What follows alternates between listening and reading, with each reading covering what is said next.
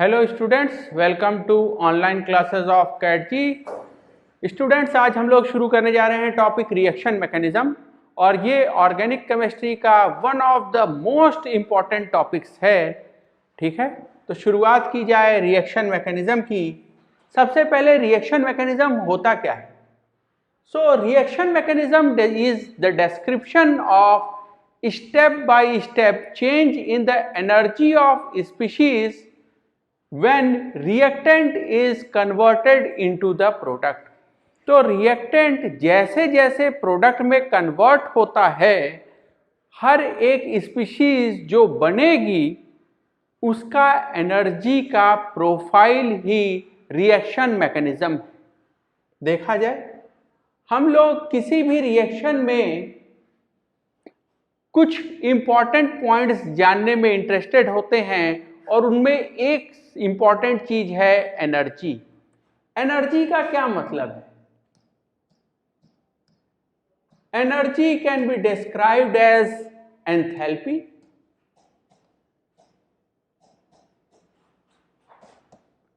Thermodynamics में आपने पढ़ा है एंथैल्पी। कोई बॉन्ड बन रहा होगा, कोई बॉन्ड टूट रहा होगा, बॉन्ड बनने से एनर्जी रिलीज होगी, बॉन्ड तोड़ने के लिए एनर्जी लगेगी। तो कैसे एनर्जी का चेंज हो रहा है while going from reactant to the product, इसी को हम जानने की कोशिश करेंगे रिएक्शन मैकेनिज्म में। हम एंथैल्पी से भी देख सकते हैं इसको, और हम गिब्स फ्री एनर्जी का भी इस्तेमाल कर सकते हैं। So Gibbs free energy denoted by capital G, या अगर मेरे पास एंट्रोपी का डेटा नहीं है तो मैं सिर्फ एंथैल्पी H को भी यूज कर सकता हूं।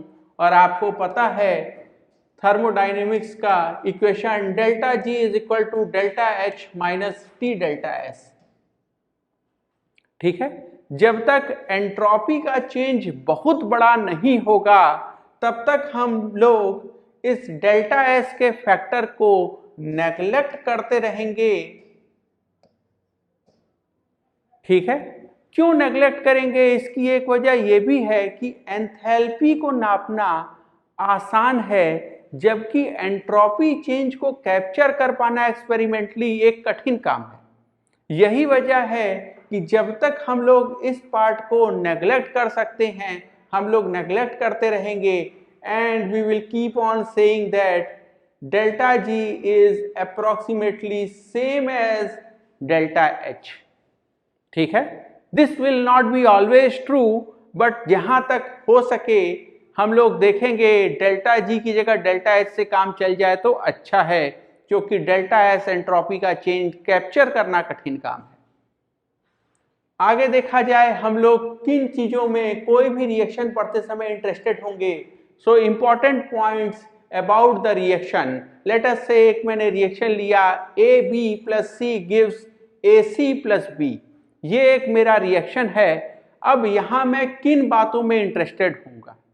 तो पहला जिस चीज में मैं इंटरेस्टेड हूं वो है रिएक्टेंट क्या है। फॉर एग्जाम्पल, आप पिछले रिएक्शन को देखें तो वहां रिएक्टेंट है कौन? Reactant is A B plus C. तो ये एक रिएक्टेंट है और एक रिएक्टेंट ये है। अब इस रिएक्टेंट को हम फर्दर सब डिवाइड कर सकते हैं सबस्ट्रेट और रिएजेंट के बीच में। सबस्ट्रेट क्या चीज है? सबस्ट्रेट हम ऑर्गेनिक केमिस्ट्री में उस रिएक्टेंट को कहेंगे जिसमें कार्बन है। फॉर एग्जाम्पल, अगर आप देखें ऐसा कुछ होता CH2 double bond CH2 plus H plus या प्लस HCl, तो यहां पे मेरा कार्बन किस हिस्से में है? इस हिस्से में, और इसको मैं क्या कहूंगा? Substrate. So substrate is basically carbon containing part.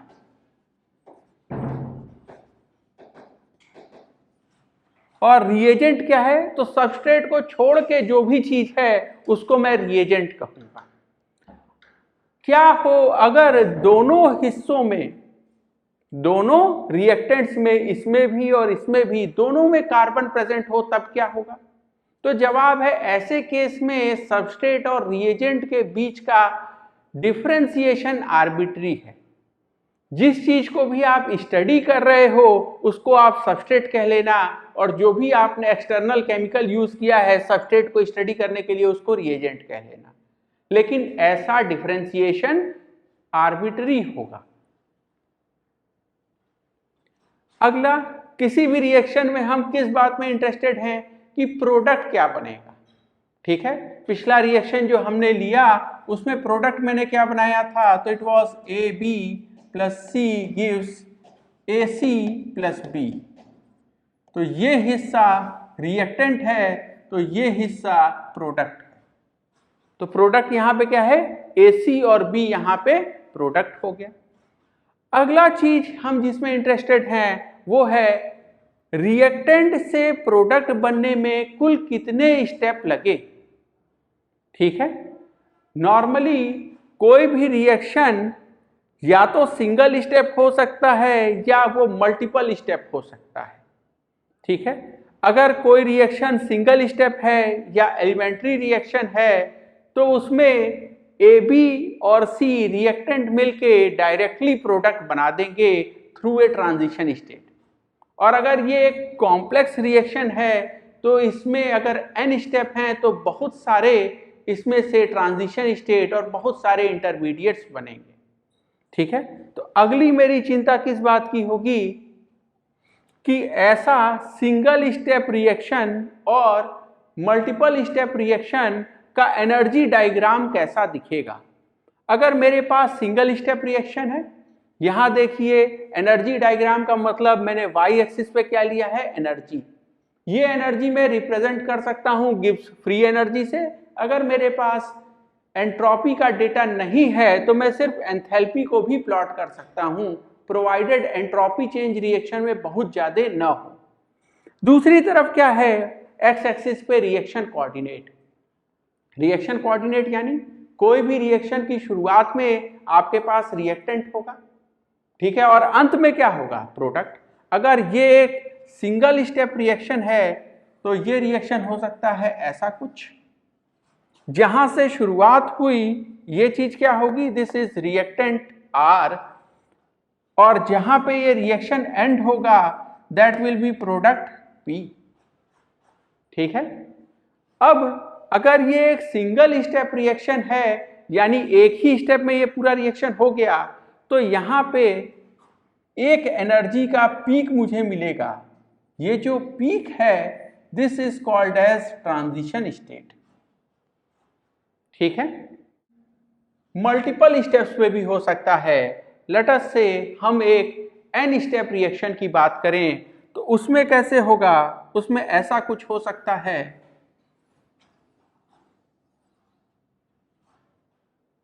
ठीक है, ये थोड़ा नीचे आ गया है, इसको मैं चेंज कर देता हूं। लेट अस से दिस। ठीक है, तो ये एक n स्टेप रिएक्शन बन गया। देखा जाए यहां कितने स्टेप्स हैं इस रिएक्शन में, तो आप देखिए ये जहां से रिएक्शन की शुरुआत हुई है इसको हम लोग कहेंगे reactant R and this should be called as product P। ये रिएक्शन कितने स्टेप का है, तो step 1, step 2 and step 3। Step 1 क्या होगा, रिएक्टेंट से पहला energy minima, so this will be step 1। ये एनर्जी मिनिमा से ये energy minima, this will be step 2, और फाइनली इस एनर्जी मिनिमा से product P, this is step 3। तो ये रिएक्शन 3 स्टेप है, यानी बेसिकली n की वैल्यू यहां कितनी हो गई, 3। So we have drawn an energy diagram for 3-step reaction। अब अगला चीज जो मुझे किसी भी रिएक्शन में चिंता करना होता है वो है नंबर ऑफ ट्रांजिशन स्टेट्स या एक्टिवेटेड कॉम्प्लेक्स। आपको पता है एक एनर्जी मिनिमा से दूसरा एनर्जी मिनिमा जाने के बीच में एक एनर्जी मैक्सिमा आता है। ये जो एनर्जी मैक्सिमा दिख रहा है आपको,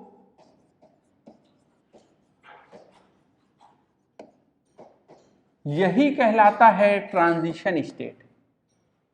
ठीक है, तो एनर्जी डायग्राम में जो एनर्जी मैक्सिमा है वो रिप्रेजेंट करता है ट्रांजिशन स्टेट को। Now we are interested into कि मुझे कितने ट्रांजिशन स्टेट्स मिलेंगे। तो देखा जाए अपने पुराने एनर्जी डायग्राम में ही कि मुझे कितने ट्रांजिशन स्टेट्स मिले। अगर मैं बात करूं सिंगल स्टेप रिएक्शन की, तो यहां मुझे कितना ट्रांजिशन स्टेट मिला? एक, क्योंकि एक ही स्टेप में रिएक्टेंट प्रोडक्ट में कन्वर्ट हो गया। तो उस दोनों के बीच में यही दो एनर्जी मिनिमा थे और इनके बीच में एक एनर्जी मैक्सिमा आया। So I have one transition state. अगर मैं इस 3 स्टेप रिएक्शन की बात करूं तो कितने एनर्जी मैक्सिमा आए? एक ये और एक ये। So this will be called as transition state 1, transition state 2 and transition state 3। क्या आप देख पाए 3 स्टेप रिएक्शन में मुझे 3 ट्रांजिशन स्टेट्स मिले। इसका मतलब मैं ये कह सकता हूं कि नंबर ऑफ ट्रांजिशन स्टेट्स कितने होंगे? तो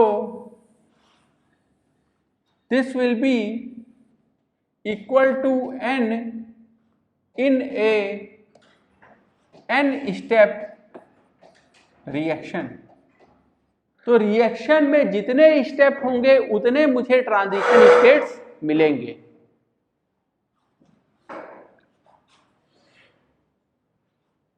अगला मुझे बात करनी है नंबर ऑफ इंटरमीडिएट्स की। नंबर ऑफ इंटरमीडिएट क्या है? फॉर एग्जाम्पल अगर मैं कोई भी एक एनर्जी डायग्राम देखूं तो अगर ये रिएक्टेंट है और ये प्रोडक्ट है, रिएक्टेंट और प्रोडक्ट ऑलरेडी एंड पॉइंट्स हैं और एनर्जी मिनिमा है। ठीक है, इन रिएक्टेंट और प्रोडक्ट के बीच में जितने भी और एनर्जी मिनिमा आएंगे वो सारे क्या कहलाएंगे? इंटरमीडिएट। फॉर एग्जाम्पल यहां देखिए, क्या ये एक एनर्जी मिनिमा है? क्या ये भी एक एनर्जी मिनिमा है? तो ऐसे energy minima will be called as intermediate. So let us call this as intermediate 1 and intermediate 2। ठीक है, वापस चला जाए और हमने जो रिएक्शन के लिए जो एनर्जी डायग्राम बनाया है उसमें देखा जाए कि मुझे कितने इंटरमीडिएट्स मिलते हैं। अगर ये एक सिंगल स्टेप रिएक्शन है तो आप देखिए रिएक्टेंट और प्रोडक्ट के बीच में कोई भी और एनर्जी मिनिमा नहीं है, यानी यहां कितने मुझे इंटरमीडिएट मिलेंगे? Number of intermediate is 0। अगला, अगर मैं ये एक 3 स्टेप रिएक्शन देखूं तो क्या रिएक्टेंट और प्रोडक्ट के बीच में ये एक एनर्जी मिनिमा है? क्या ये भी एक एनर्जी मिनिमा है? तो कितने एनर्जी मिनिमा मुझे मिले? 2।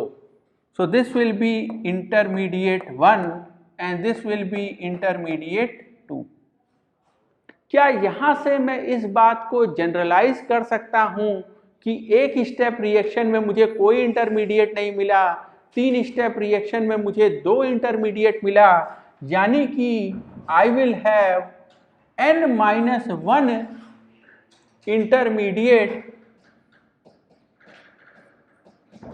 I will have n-1 intermediate in a n-step reaction। अगर कोई भी रिएक्शन n स्टेप्स का है तो उसमें मुझे n-1 इंटरमीडिएट मिलेंगे। ये पॉइंट क्लियर हुआ? तो मैंने अभी तक क्या जाना? अगर नंबर ऑफ स्टेप्स n है तो ट्रांजिशन स्टेट भी n होगा और इंटरमीडिएट n-1 होगा। ठीक है, नंबर ऑफ स्टेप से एक कम। यहां तक बात क्लियर है। अगला मेरा कंसर्न किसी भी रिएक्शन के बारे में है, थर्मोडायनेमिक्स ऑफ रिएक्शन। सबसे पहले थर्मोडायनेमिक्स ऑफ रिएक्शन से मेरा क्या मतलब है? थर्मोडायनेमिक्स ऑफ रिएक्शन से मेरा मतलब है एक्सटेंट ऑफ रिएक्शन या यील्ड ऑफ रिएक्शन। ठीक है, फॉर एग्जाम्पल अगर मैं AB प्लस C से बनाना चाहता हूं AC प्लस B, और लेट्स से मैंने इसका 1 मोल लिया, इसका भी 1 मोल इक्विवेलेंट लिया, तो मुझे AC और B मिलेगा कितना? आपको पता है कोई भी ऑर्गेनिक रिएक्शन की अगर हम बात करें तो बेसिकली ये एक इक्विलिब्रियम होगा। ठीक है, तो 1 मोल AB और 1 मोल AC का यूज अगर मैंने किया तो ये कितना बनेगा? क्या ये 1 मोल बन जाएगा? क्या ये 0.5 मोल बनेगा? क्या ये 0.1 मोल बनेगा? तो मेरा ये कंसर्न कि ये कितना बनेगा, इस रिएक्शन का क्या यील्ड है या एक्सटेंट ऑफ रिएक्शन क्या है, इसी को हम कहते हैं थर्मोडायनेमिक्स ऑफ रिएक्शन। कैसे नापा जाएगा इसको? तो नापा जाएगा इसको K इक्विलिब्रियम से। अगर K equilibrium is basically concentration of product AC into concentration of B divided by concentration of reactant AB and concentration of C, तो K इक्विलिब्रियम क्या होगा? It is concentration of AC into concentration of B, this is basically concentration of product divided by concentration of reactant AB and concentration of reactant C। तो basically thermodynamics of reaction का मतलब होगा मैं जानना चाह रहा हूं कि K इक्विलिब्रियम की वैल्यू क्या होगी। ठीक है, आपको पता है कि K इक्विलिब्रियम को मैं रिलेट कर सकता हूं एनर्जी से भी, and I can write that delta G naught, ठीक है, at equilibrium is equal to minus RT ln K। ठीक है,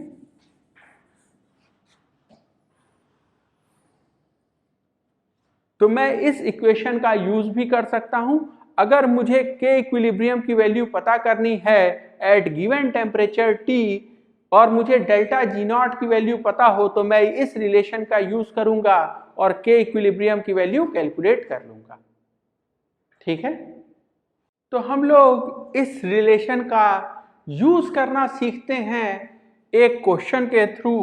सो let us take a small question to learn this concept. ठीक है, तो question is for the fluorocyclohexane. एक fluorocyclohexane है, ठीक है, और इसमें 2 स्पीशीज 1 और 2 इक्विलिब्रियम में है। ठीक है, और आपको डेल्टा G नॉट की वैल्यू दी है, ठीक है, एट इक्विलिब्रियम, ठीक है, एंड 25 डिग्री सेंटीग्रेड। आपको क्या निकालना है? Find the percentage of species 2 in the equilibrium mixture. आराम से आप पॉज लेके ये क्वेश्चन ट्राई करिए, मैं इसका आंसर डिस्कस करता हूं। तो देखिए स्पीशीज 1 में क्या है, ये जो फ्लोरीन है ये यहां पे एक्सियल है और यहां पे ये फ्लोरीन इक्वेटोरियल है। ठीक है, बेसिकली साइक्लोहेक्सेन रिंग में फ्लिपिंग हो रही है जिसके कारण ये फ्लोरीन एक्सियल से इक्वेटोरियल हो जा रहा है। ठीक है, मुझे पता है कि अगर मैंने हाइड्रोजन की जगह कुछ भी और सब्स्टिट्यूएंट लगाया, ठीक है, और वो सब्स्टिट्यूएंट अगर बल्की है तो वो ज्यादा स्टेबल होगा at equilateral position, at equatorial position then at axial position. ठीक है, और ये दोनों स्पीशीज इक्विलिब्रियम में हैं, मुझे डेल्टा जी नॉट की वैल्यू दी है, ठीक है, और मुझे कह रहा है कि स्पीशीज 2 का इक्विलिब्रियम पे परसेंटेज निकालो। मुझे ये तो पता है कि ये इक्वेटोरियल है, मोर स्टेबल है, और इसीलिए इसका आंसर ये 50% से तो ज्यादा ही होगा, ठीक है। तो इसका इक्विलिब्रियम पे कंसंट्रेशन 50% से तो ज्यादा ही होगा। अगर दोनों की स्टेबिलिटी बराबर होती तो दोनों 50-50% होते। ऐसा कब होगा? जब ये फ्लोरीन की जगह हाइड्रोजन होता,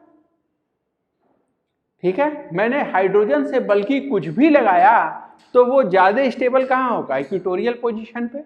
ये आप लोग पढ़ के आए हो स्टीरियो केमिस्ट्री में। खैर, मेरा काम क्या है, मुझे यहाँ सेकंड का इक्विलिब्रियम मिक्सचर में, ठीक है, परसेंटेज निकालना है। और मुझे यूज क्या करना है? मुझे यूज करना है equation delta G naught is equal to minus R T L N K equilibrium, ठीक है। तो सबसे पहले देखें के इक्विलिब्रियम को मैं कैसे लिख सकता हूं। क्योंकि यही दोनों मिलके 100% होंगे तो मैं मान लेता हूं कि ये x परसेंटेज होगा। अगर ये x परसेंटेज है तो ये 100 माइनस x% होगा। क्योंकि मुझे परसेंटेज निकालना है इसलिए 100 मानना ज़्यादा अच्छा चीज़ है, ठीक है। मुझे इसका परसेंटेज निकालना है, मैंने मान लिया ये x% है। अगर ये x है तो ये कितना हो जाएगा? 100 माइनस x। और ऐसे केस में क्या मैं लिख सकता हूँ कि equilibrium is basically x divided by 100 minus x, ठीक है। के इक्विलिब्रियम क्या होगा? प्रोडक्ट सेकेंड स्पीशीज का कंसंट्रेशन जो कि x है divided by concentration of species 1 जो कि क्या है? 100 माइनस x है। यहां तक बात समझ में आया? डेल्टा जी नॉट का वैल्यू मुझे कितना दिया है? ये मुझे दिया है -0.25 किलो कैलोरी पर मोल। -0.25 को मैं लिख सकता हूं 1/4, ठीक है। ये कितना दिया है मुझे? -0.25 किलो कैलोरी पर मोल। मैं इसमें SI यूनिट में जाना चाहता हूं ताकि कैलकुलेशन आसान रहे मेरे लिए। सभी चीजों को मैं SI यूनिट में लिखूंगा। तो -0.25 को लिख लिया मैंने -1/4 किलो यानी 10⁻³ या 1000। और कैलोरी से मुझे जाना है जूल में, तो मैं यूज कर सकता हूं 1 calorie is equal to 4.2 joule. So now it is in joule per mole, ठीक है। इस साइड देखा जाए, so this will be -r। r की वैल्यू मुझे क्या यूज करनी है? मुझे r की वैल्यू यूज करनी है 8.314, ठीक है। So this is in joule पर केल्विन पर मोल, ठीक है। T टेम्परेचर मुझे किस में रखना है? SI यूनिट केल्विन में। सो this will B 25 degree centigrade और 298 केल्विन। और फिर मुझे इसमें मल्टीप्लाई किसका करना है? ln के इक्विलिब्रियम। यहां से मुझे क्या पता चलता है? ln के इक्विलिब्रियम इज इक्वल टू, ठीक है। अब मुझे अपना कैलकुलेशन आसान करना है इसलिए मैं कुछ अप्रोक्सीमेशंस का यूज कर रहा हूं, ठीक है, ताकि मेरा आंसर जल्दी से आ जाए। तो मैं क्या करता हूं, ये मुझे 4.2 दिख रहा है, ये मुझे 8.4 के करीब दिखता है, इन दोनों को कैंसिल कर लूं, दिस बिकम्स 1, दिस इज 2। ये 298 केल्विन दिखता है, मुझे 298 पसंद नहीं, तो मैं इसको 300 ले लेता हूं, ठीक है। और 300 का ये 2 जीरो यहां 2 जीरो से कैंसिल कर देता, ये माइनस दोनों साइड कैंसिल कर देता हूं। सो ln के इक्विलिब्रियम विल बी 1/4 इंटू 10, और यहां मेरा बच क्या गया? 2 और 3 डिवाइडेड बाई 6, ठीक है। So this is 10/24 approximately. और फिर मुझे अच्छा नहीं लग रहा तो मैं दोनों को ऊपर नीचे 4 से मल्टीप्लाई कर देता हूं, 24 को 25 पढ़ता हूं ताकि मुझे 25 इंटू 4 100 दिख जाए। सो दिस विल बिकम 40/100 और 0.4। अगेन ये एक अप्रॉक्स कैलकुलेशन है, ठीक है। अब ln के इक्विलिब्रियम मुझे मिला, यानी के इक्विलिब्रियम क्या हो जाएगा, this whole will be raise to the power e, ठीक है। So this will K equilibrium will be e raise to the power 0.4, ठीक है। e की वैल्यू कितनी होती है 2.72, यानी ये वैल्यू कितनी है, कुछ 2 और 3 के बीच में है।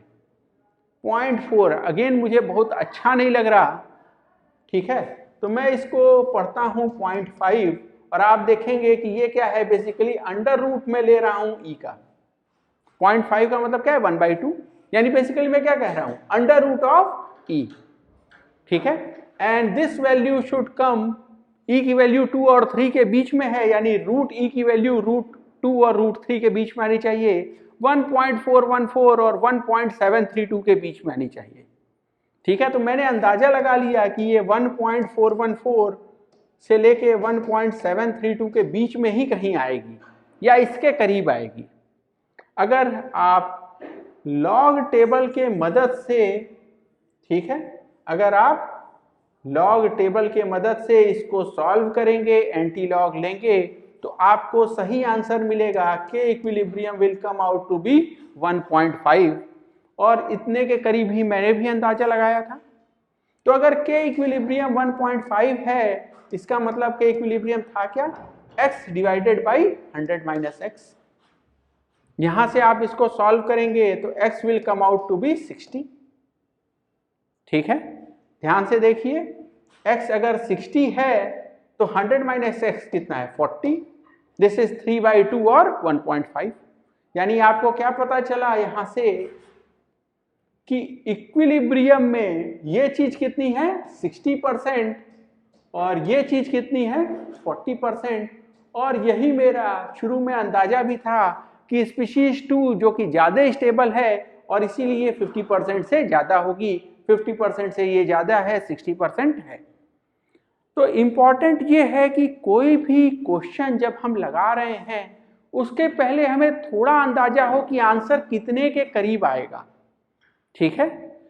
अगर आपको ये अंदाजा होगा कि आंसर कितने के करीब आएगा, तो उस केस में क्या है कि आपका कैलकुलेशन में कॉन्फिडेंस और टाइम दोनों ही बहुत कम लगेगा, सॉरी टाइम कम लगेगा, कॉन्फिडेंस आपका ज्यादा होगा, ठीक है।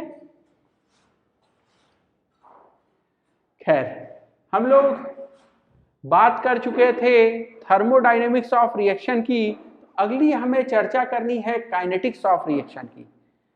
थर्मोडायनेमिक्स मुझे बताता है यील्ड ऑफ रिएक्शन कितना प्रोडक्ट बनेगा, काइनेटिक्स मुझे बताता है how fast the product is formed. जैसे मैंने जो क्वेश्चन लिया था AB plus C gives AC plus B, इस रिएक्शन में इस रिएक्टेंट से ये प्रोडक्ट बनेगा तो, लेकिन कितनी देर में, 5 मिनट में, 15 मिनट में, 5 दिन में, 50 दिन में। ऑर्गेनिक के रिएक्शन स्लो रिएक्शंस होते हैं, अनलाइक इनऑर्गेनिक रिएक्शंस जो कि बहुत ही फास्ट होते हैं, ऑर्गेनिक के रिएक्शंस स्लो हैं। इसीलिए हमें उनके काइनेटिक्स की भी चिंता करनी होती है, हमें इस बात की चिंता करनी होती है कि ये प्रोडक्ट कितना जल्दी बन जाएगा। तो मुझे 2 बातों की चिंता करनी है, एक प्रोडक्ट कितना बनेगा और दूसरा प्रोडक्ट कितना जल्दी बनेगा। बिल्कुल आपकी तरह, जैसे आप चिंता करते हो कि मेरा सिलेबस कब खत्म होगा, कितना जल्दी खत्म होगा, और दूसरा मैं किस डेप्थ पे, ठीक है, कितना माइन्यूटली अपना सिलेबस जानता रहूंगा, उसका स्टडी कर पाऊंगा। तो आपकी भी दोनों चिंताएं हैं, पहला आपको क्वेश्चन लग जाए सारा जेई का, और दूसरा आपका सिलेबस भी जल्दी खत्म हो जाए। इसी तरह हम लोग भी यहाँ चिंता कर रहे हैं रिएक्शन के थर्मोडायनेमिक्स की, यानी मेरा प्रोडक्ट कितना बनेगा और दूसरा मेरा प्रोडक्ट कितना जल्दी बनेगा। अगर मैं काइनेटिक्स की बात करूं तो आप केमिकल काइनेटिक्स में पढ़ के आए हो कि rate constant k is equal to a into e to the power minus EA by RT। EA क्या है? सो EA is energy of activation. ठीक है, और आप क्या जानते हो, अगर आप रेट लॉ लिखोगे, rate law basically says rate is equal to k into some reactant, let's say here it is AB and C this raise to the power m and this raise to the power n। तो यहां मैं चिंता कर रहा हूं कि ये जो मेरा रेट कांस्टेंट है इसमें ये टर्म आता है EA। ठीक है, अगर मेरा रेट कांस्टेंट बड़ा होगा तो मेरा रेट ऑफ रिएक्शन भी ज्यादा होगा। अब काइनेटिक्स और थर्मोडायनेमिक्स को हम लोग वापस से एनर्जी डायग्राम से रिलेट करके देखा जाए। Let us take for the single step reaction, ये एक सिंगल स्टेप रिएक्शन है। ठीक है, इसमें हम लोग रिएक्शन का थर्मोडायनेमिक्स और रिएक्शन का काइनेटिक्स समझते हैं, देखते हैं ये एनर्जी डायग्राम से कैसे रिलेटेड है। तो देखा जाए, यहां ये रिएक्टेंट R है, ये प्रोडक्ट P है। अगर आप दोनों का एनर्जी देखें तो यहां दिखता है कि प्रोडक्ट P रिएक्टेंट R के कंपैरिजन में ज्यादा स्टेबल है। ठीक है, product is more stable than reactant। अगर ऐसा है तो इन दोनों के बीच का energy gap this is called as delta H। ठीक है, डेल्टा H कब? जब आप एनर्जी एंथैल्पी के टर्म में ले रहे हो। अगर आपने एंट्रोपी के टर्म्स में भी ले लिया then you will call it as delta G0। ठीक है, तो डेल्टा G0 या डेल्टा H0 या डेल्टा H सिंपली अगर मैं लिखूं तो ये मुझे बताता है कि प्रोडक्ट ज्यादा स्टेबल है या रिएक्टेंट ज्यादा स्टेबल है। अगर यहाँ पे जैसा कि केस है प्रोडक्ट ज्यादा स्टेबल है, in that case delta H is negative. ठीक है, एंड रिएक्शन इज एक्सोथर्मिक। ठीक है, जब ये रिएक्शन होगा तो हीट बाहर निकलेगा। ऐसा इसलिए क्योंकि बनने वाला प्रोडक्ट रिएक्टेंट के कंपैरिजन में ज्यादा स्टेबल है। अगर आप यहां एनर्जी को गिब्स फ्री एनर्जी के टर्म्स में मेजर कर रहे हो तो आपको दिखाई देगा कि ये नहीं बल्कि डेल्टा G0 इज निगेटिव। ठीक है, और उस केस में हम लोग कहेंगे रिएक्शन इज एक्सर्गोनिक। आप एक्सोथर्मिक और एक्सर्गोनिक में रिलेशन समझ रहे हो। ठीक है, एनर्जी अगर आपने एंथैल्पी के टर्म्स में लिया है, एंट्रोपी को नेग्लेक्ट कर दिया है, तो आप बात करोगे, कहोगे रिएक्शन इज एक्सोथर्मिक। और अगर आपने एंट्रोपी टर्म को भी कैप्चर किया है और एनर्जी नाप रहे हो गिब्स फ्री एनर्जी के टर्म्स में, then you will say reaction is exergonic. ये पॉइंट समझ में आया? तो ये बात तो हो गई रिएक्शन के थर्मोडायनेमिक की। ठीक है, अगली बात की जाए रिएक्शन के काइनेटिक्स की। अगर मैं रिएक्शन के काइनेटिक्स की बात करूं तो रिएक्टेंट के कंपैरिजन में प्रोडक्ट ज्यादा स्टेबल है, लेकिन फिर भी रिएक्टेंट से प्रोडक्ट बनने के लिए मुझे एक अपहिल चढ़ना पड़ेगा एनर्जी के टर्म्स में, यानी मुझे एनर्जी ऑफ एक्टिवेशन रिक्वायर्ड है। तो ये जो गैप है ट्रांजिशन स्टेट और रिएक्टेंट के बीच में, वो एनर्जी का मैक्सिमा जो कि मुझे पार करना पड़ेगा to convert reactant into the product, वो कहलाएगा एक्टिवेशन एनर्जी EA। ये EA कब कहेंगे? जब मैं एंथैल्पी के टर्म्स में बात कर रहा हूं। और अगर मैं ये बात कह रहा हूं गिब्स फ्री एनर्जी के टर्म में, then I will use the term delta G double dagger. ये स्टैंडर्ड इसका नोटेशन है, ये डेल्टा जी नॉट और ये डेल्टा जी डबल डैगर। ठीक है, this will be called as energy of activation, this is called free energy of activation. ठीक है, दोनों के बीच में क्या है, अगेन अंतर जो कि G और H में होता है हमेशा delta G is equal to delta H minus T delta S, यानी एंट्रोपी टर्म्स अगर आप कैप्चर करोगे तो आप गिब्स फ्री एनर्जी की बात करोगे, और अगर आप एंट्रोपी टर्म्स को नेग्लेक्ट कर दे रहे हो तो सिर्फ आप एंथैल्पी की बात कर रहे हो तो आप EA की चर्चा करोगे।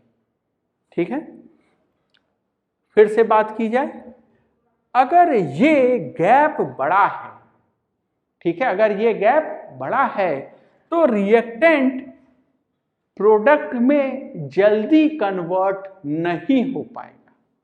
तो अगर मैं कहूं ये जो टर्म है मेरा if more implies reaction is slow, ठीक है, और अगर ये टर्म छोटा है यानी रिएक्टेंट से प्रोडक्ट बनने में मुझे ज्यादा एनर्जी गैप को, ट्रांजिशन स्टेट को, ठीक है, वो स्टेबल बन रहा है, मुझे ज्यादा अपहिल नहीं चढ़ना पड़ रहा है, तो इफ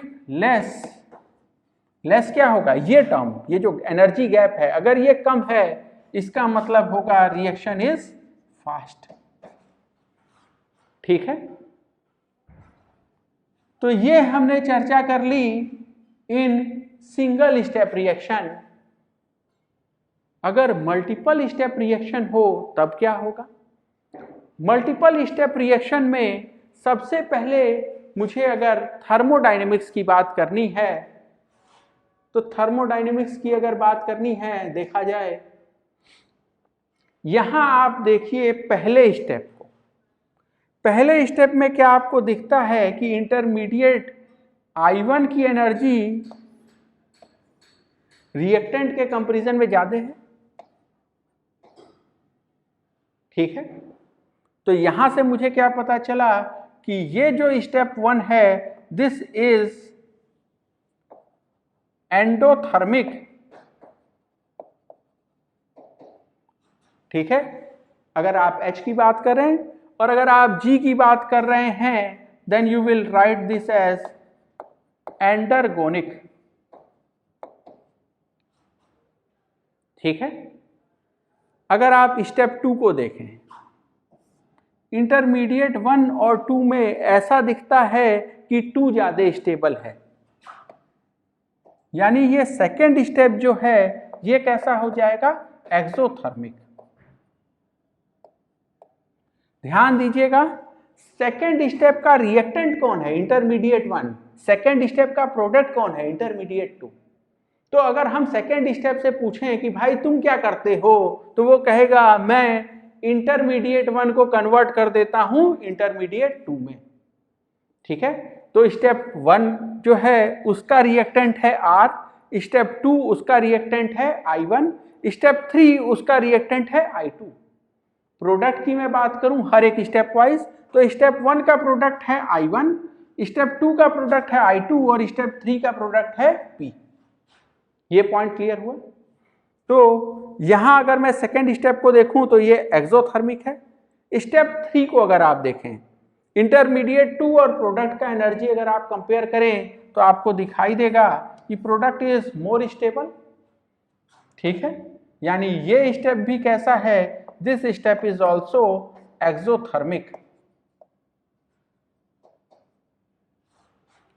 और अगर आप G के टर्म्स में बात कर रहे होंगे तो आप इसको क्या कहेंगे, एक्सर्गोनिक।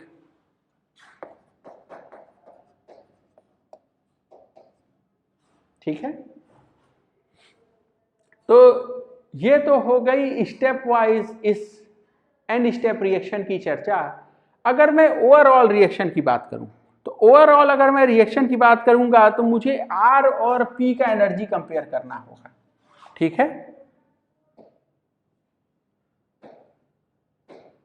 मैं कंपेयर करना चाह रहा हूं energy of R and energy of P.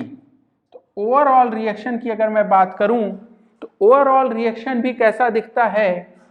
So overall reaction basically मैं R और P का एनर्जी अगर कंपेयर करूं तो मुझे दिखता है प्रोडक्ट P ज्यादा स्टेबल है रिएक्टेंट R से। इसका मतलब ओवरऑल रिएक्शन इज एक्सोथर्मिक।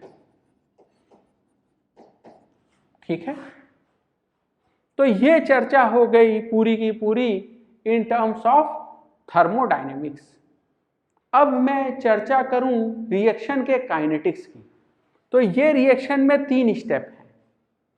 इन तीनों स्टेप के हिसाब से 3 ट्रांजिशन स्टेट हैं, TS1, TS2 एंड TS3। ध्यान से देखिए, जिस ट्रांजिशन स्टेट की एनर्जी सबसे ज्यादा होगी, यानी TS1, TS2, TS3, TSN में जिस भी ट्रांजिशन स्टेट की एनर्जी सबसे ज्यादा होगी, यहां पे कौन है वो? TS1। तो जिसकी एनर्जी सबसे ज्यादा होगी, यानी जो भी ग्लोबल एनर्जी मैक्सिमा होगा, वही वाला स्टेप RDS होगा। यानी यहां मुझे ये पता चला कि स्टेप 1 इज RDS, क्योंकि ट्रांजिशन स्टेट 1 की एनर्जी सबसे ज्यादा है।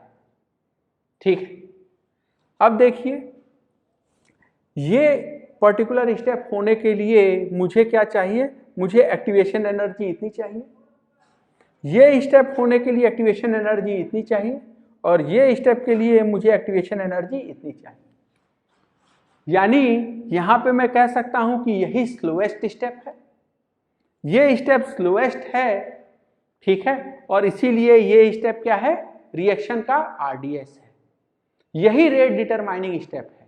अगर ये स्टेप हो जाए तो बाकी सारे रिएक्शन के स्टेप्स इससे तेज हैं। ठीक है, इसीलिए ओवरऑल रिएक्शन का स्टेप, ओवरऑल रिएक्शन का स्पीड यही स्टेप गवर्न करेगा। ठीक है, तो यहां मुझे क्या पता चला? Step 1 is RDS। क्यों ऐसा? Because TS1 is global energy maximum. ठीक है, ये मैं मिटा देता हूं। तो TS1 is global energy maxima, और इसीलिए मेरा step 1 is the RDS of this given reaction. ठीक है, तो ये बात हो गई इसके काइनेटिक्स की। कुछ क्वेश्चन के थ्रू ये बातें समझ ली जाएं और अच्छे से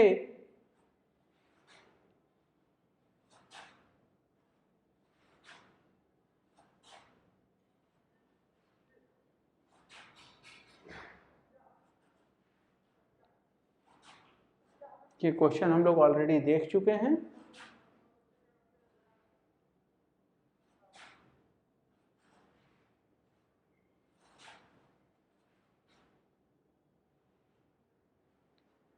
तो ये क्वेश्चन है,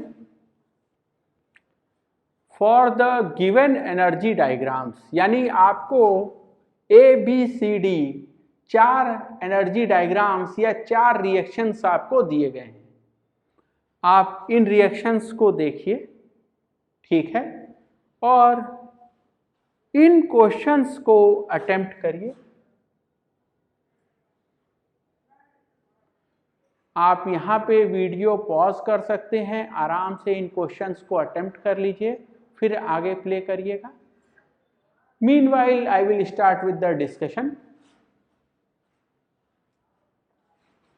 तो इस क्वेश्चन को देखा जाए, क्या कहता है ये question? From the given energy diagrams.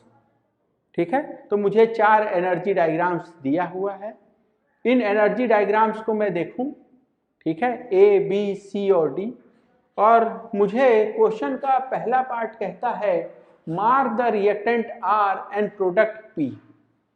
तो मुझे यहां हर रिएक्शन दिख रहा है कि ये सिंगल स्टेप रिएक्शन है। ठीक है, सिंगल स्टेप रिएक्शन है, रिएक्शन की शुरुआत कहाँ से होगी, रिएक्टेंट R से, रिएक्शन का एंड कहाँ होगा, प्रोडक्ट P पे। तो this is reactant R, this is product P। आसान है, सब में आप रिएक्टेंट और प्रोडक्ट मार्क कर लेंगे।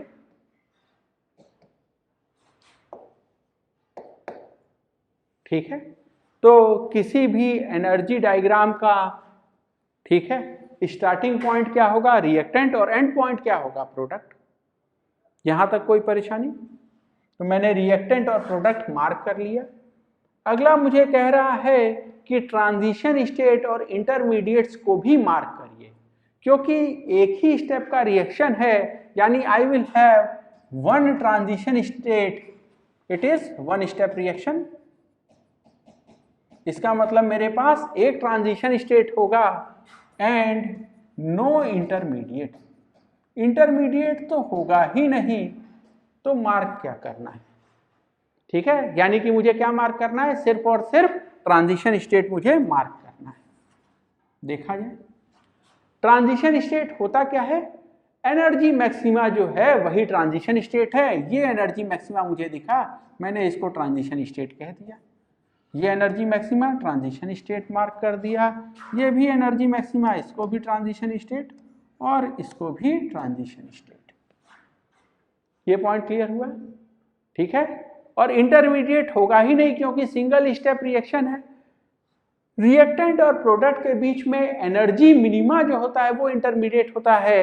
रिएक्टेंट और प्रोडक्ट के बीच में यहाँ कोई भी एनर्जी मिनिमा नहीं है, यानी इंटरमीडिएट है ही नहीं। अगला बात किया जाए तो क्वेश्चन का अगला पार्ट क्या कहता है, show delta G not and delta G double dagger. ठीक है, डेल्टा जी नॉट क्योंकि ये गिब्स फ्री एनर्जी इसने प्लॉट किया होगा। अगर इसने इसकी जगह एंथैल्पी प्लॉट किया होता तो मुझसे डेल्टा एच नॉट और ई ए पूछता, एक्टिवेशन एनर्जी। ठीक है, एक्टिवेशन एनर्जी नहीं, यहां पे क्या पूछ रहा है, free energy of activation. Delta G double dagger का क्या मतलब है, फ्री एनर्जी ऑफ एक्टिवेशन। ठीक है, और डेल्टा एच नॉट की जगह डेल्टा जी नॉट पूछ रहा है। देखा जाए तो ट्रांजिशन स्टेट और रिएक्टेंट के बीच का जो डिफरेंस है that will be delta G double dagger. This is delta G double dagger, this is delta G double dagger and this is delta G double dagger. तो मैंने हर एक ABCD चारों के लिए free energy of activation identify कर दिया, mark कर दिया। ठीक है, अगला मुझे मार्क करना है रिएक्शन का ओवरऑल फ्री एनर्जी चेंज या एंथैल्पी चेंज। ठीक है, and this difference is delta G naught।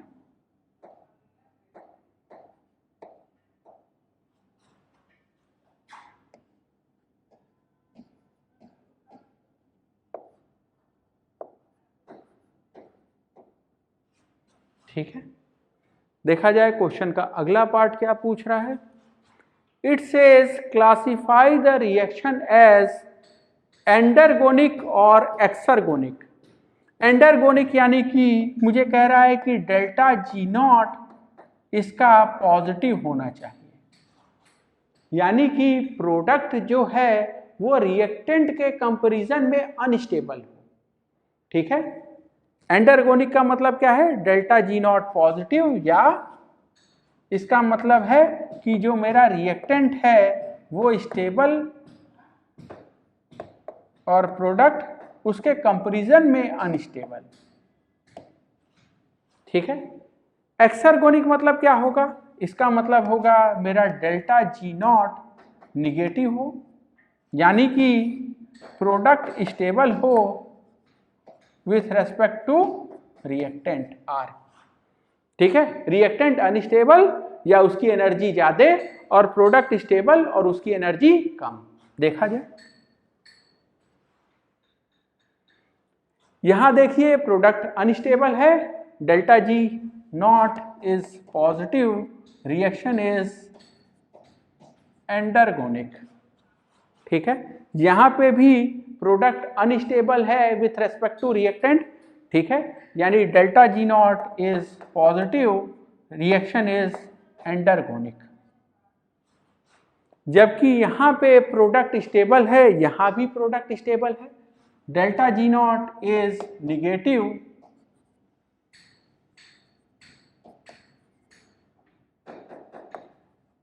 ठीक है, और इसीलिए ये रिएक्शन क्या है, एक्सर्गोनिक, ये भी एक्सर्गोनिक। एक्सर्गोनिक और एक्सोथर्मिक एक ही जैसी चीजें हैं, सिर्फ अंतर क्या है, एंट्रोपी टर्म का। ठीक है,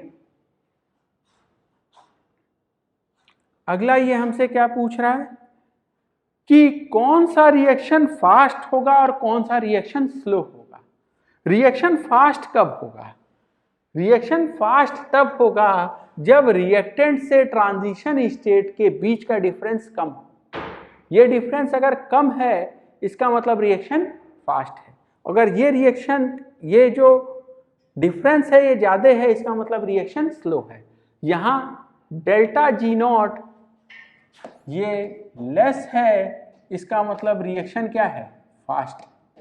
यहां डेल्टा जी नॉट का value, sorry delta G double dagger का वैल्यू ज्यादा है, इसका मतलब ये रिएक्शन कैसा है, स्लो।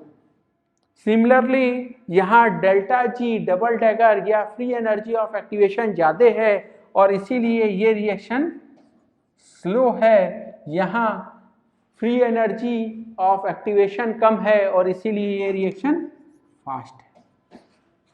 एक बार ध्यान से देखिए, ये रिएक्शन ठीक है एंडोथर्मिक है और फास्ट है। एंडोथर्मिक का मतलब ठीक है कि प्रोडक्ट अनस्टेबल है, लेकिन रिएक्टेंट जल्दी से प्रोडक्ट में कन्वर्ट हो जाएगा क्योंकि फ्री एनर्जी ऑफ एक्टिवेशन कम है। यहां पे ठीक है product with respect to reactant ज्यादा स्टेबल है। ठीक है, तो प्रोडक्ट ज्यादा स्टेबल है और ये फ्री एनर्जी ऑफ एक्टिवेशन भी कम है, यानी कि ये रिएक्शन एक्सोथर्मिक भी है और फास्ट भी। इस केस में देखिए प्रोडक्ट स्टेबल तो है रिएक्टेंट के टर्म में, लेकिन रिएक्टेंट जल्दी से कन्वर्ट नहीं होगा प्रोडक्ट में। ऐसा एक एग्जांपल जो हम रियल लाइफ में देखें, for example burning of would. ठीक है, वुड को बर्न करके बेसिकली कार्बन को अगर हम बर्न करके CO2 और H2O में कन्वर्ट करें तो ऐसा प्रोसेस ठीक है थर्मोडायनेमिकली फेवरेबल है। बनने वाला CO2 और H2O in comparison to O2 and carbon is more stable, लेकिन कोयले को जलाने के लिए मुझे बहुत मेहनत करनी पड़ती। ठीक है, और यही चीज यहां दिख रहा है कि delta G double dagger free energy of activation ज्यादा है। बनने वाला प्रोडक्ट स्टेबल है, लेकिन आपको बहुत मेहनत करनी पड़ेगी ताकि ये रिएक्टेंट ये एनर्जी कर्व में अपहिल चढ़ पाए। एक बार आप यहां ट्रांजिशन स्टेट पहुंच गए उसके बाद आसान है। ठीक है, तो थर्मोडायनेमिकली कोई चीज फेवर्ड हो सकती है, लेकिन काइनेटिक्स यहां पे उसको फेवर नहीं कर रहा है। ठीक है, यहां पे देखिए, यहां पे क्या है, रिएक्शन एंडोथर्मिक भी है और स्लो भी है। ठीक है,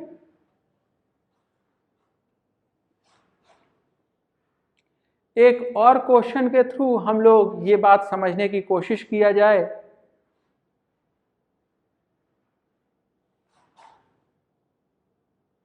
फॉर द गिवन रिएक्शन, एक रिएक्शन है जिसका आपको एनर्जी प्रोफाइल दिया गया है। इस एनर्जी प्रोफाइल को देखिए, ठीक है, और आपको इन क्वेश्चंस का आंसर करना है। you have to identify the reactant, product, number of steps, transition state, intermediate. आपको बताना है कि कौन सा स्टेप एंडोथर्मिक है, कौन सा एक्सोथर्मिक है, डेल्टा एच रिएक्शन यानी ओवरऑल रिएक्शन एंडोथर्मिक है या एक्सोथर्मिक है, और साथ ही साथ आपको बताना है कि इस रिएक्शन का आरडीएस क्या है।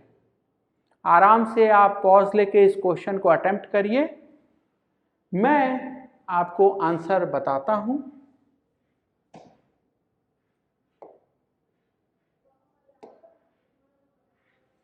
सबसे पहले मुझे बताना है कि रिएक्टेंट और प्रोडक्ट क्या है। एनर्जी डायग्राम जहां से शुरू होगा वही रिएक्टेंट होगा, जहां एनर्जी डायग्राम खत्म होगा वही प्रोडक्ट होगा। ठीक है, अब रिएक्टेंट और प्रोडक्ट के बीच में जो एनर्जी मैक्सिमा होंगे, एनर्जी मैक्सिमा कौन है, बी, डी और एफ, यही ट्रांजिशन स्टेट है। So this is transition state 1, this is transition state 2 and this is transition state 3। Reactant और प्रोडक्ट के बीच में जो भी एनर्जी मिनिमा होगा C और E, यही इंटरमीडिएट हो गया। This is I1 and this is I2। ठीक है, नंबर ऑफ स्टेप कितने, अरे एक रिएक्टेंट से पहला इंटरमीडिएट स्टेप 1, ठीक है, इंटरमीडिएट 1 से इंटरमीडिएट 2 स्टेप 2 और इंटरमीडिएट 2 से प्रोडक्ट स्टेप 3।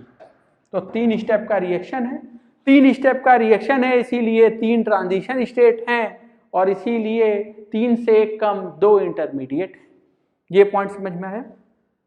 तो इधर इसको देखा जाए और इन क्वेश्चंस का आंसर लिखा जाए। रिएक्टेंट कौन है, रिएक्टेंट था पॉइंट ए, प्रोडक्ट कौन है, तो प्रोडक्ट ये वाला पॉइंट है जी।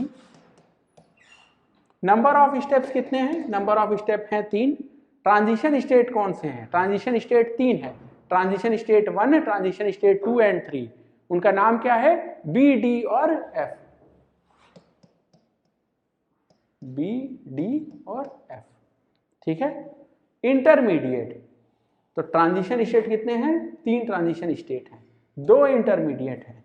कौन से 2 इंटरमीडिएट हैं, उनका नाम देखा जाए, इंटरमीडिएट हैं सी और ई, लिख लिया जाए यहां इंटरमीडिएट कौन कौन है, सी और ई। ठीक है, अगला आपको बताना है कि कौन सा स्टेप एंडोथर्मिक है, कौन सा स्टेप एक्सोथर्मिक है। हर एक स्टेप की बात कर ली जाए। स्टेप 1 में देखिए ए से सी बन रहा है, सी अनस्टेबल है, ए स्टेबल है, यानी ये स्टेप क्या है, एंडोथर्मिक है। यहां पे सी से ई बन रहा है, अगेन सी के कंपैरिजन में ई क्या है, अनस्टेबल है, और इसीलिए ये स्टेप भी क्या है, एंडोथर्मिक है। लास्ट स्टेप ई से क्या बन रहा है, जी, जी ज्यादा स्टेबल है और इसीलिए ये स्टेप क्या है, एक्सोथर्मिक है। अगर ओवरऑल रिएक्शन की बात करें, ए और जी में एनर्जी में देखें तो जी ज्यादा स्टेबल है, यानी ओवरऑल रिएक्शन कैसा है, एक्सोथर्मिक। तो ये बात यहां लिख दिया जाए। ठीक है, step 1, step 2 are endothermic step and step 3 is exothermic step. Delta H reaction यानी ओवरऑल रिएक्शन की अगर हम बात करें तो ओवरऑल रिएक्शन एक्सोथर्मिक है, डेल्टा एच क्या होगा, निगेटिव। लास्ट चर्चा आरडीएस क्या है, तो इस रिएक्शन का आरडीएस क्या होगा, इस रिएक्शन का आरडीएस होगा, आप ग्लोबल एनर्जी मैक्सिमा को देखें, this is global energy maxima point D. ये ट्रांजिशन स्टेट 2 है और इसीलिए स्टेप 2 इज आरडीएस। ठीक है, तो आरडीएस क्या होगा, आरडीएस इज स्टेप 2। ये इतनी बात आपको समझ में आई। इस इतनी बात को समझ लेने के बाद थोड़ा सा बात हम और कर लें। एक चीज देखिए, मान लो आप कहीं से इस पॉइंट सी पे खड़े हो, इस पॉइंट सी पे अगर आप खड़े हैं तो आप आगे चलें तो पॉइंट ई पे पहुंच सकते हैं और पीछे जाएं तो रिएक्टेंट ए पे पहुंच सकते हैं। ये पॉइंट समझ में आया? यहां सी से फॉरवर्ड चले तो ई और बैकवर्ड चले तो ए। सी से फॉरवर्ड चलेंगे तो आपको ट्रांजिशन स्टेट 2 पे पहुंचना है यानी डी पे पहुंचना है, और बैकवर्ड चलेंगे तो पॉइंट बी पे पहुंचना पड़ेगा। अब अगर आप सी पे हो और आप सी पे रुक नहीं सकते हो, ये तो इंटरमीडिएट है, ठीक है। तो पॉइंट सी पे से कौन सा चीज तेज होगा, सी से ई जाना या सी से ए आना? तो जवाब है तेज तो होगा सी से डी जाने के बजाय। आसान रास्ता क्या है, सी से बी होते हुए हम बैकवर्ड भाग जाएं, यानी यहां सी से बैकवर्ड जाने की टेंडेंसी ज्यादा होगी देन सी से फॉरवर्ड जाने की टेंडेंसी से। ये बात समझ में आया? तो सोचो कोई ए से सी तक तो आ गया, लेकिन सी का वापस से टेंडेंसी क्या है कि वो ए की तरफ भाग जाए, न कि सी से ई की तरफ जाए, ठीक है। ये बिल्कुल वैसा है जैसे आपके माँ बाप ने धक्का देके आपको घर से कैटजी तो भेज दिया, ठीक है, लेकिन कैटजी में आने के बाद भी आपके पास दो चॉइसेस हैं, या ज्यादा मेहनत करके पढ़ के दिखाओ, या जाड़े का दिन है, ठीक है, मुंह ढक के सो जाओ। आप क्या चूज करते हैं? ये आसान रास्ता, ठीक है। तो आप अगर ए से सी पहुंच भी गए तो भी सी से बैकवर्ड भागने की टेंडेंसी, ये रेट तेज होगा और ये रेट धीरे होगा। इसीलिए ये जो स्टेप 1 है रिएक्शन का, ये रिवर्सिबल होगा, ठीक है। इस बारे में चर्चा हम लोग आने वाले लेक्चर्स में और करेंगे। For now we end, thank you. अगले क्लास में हम लोग रिएक्शन मैकेनिज्म आगे कंटिन्यू करेंगे।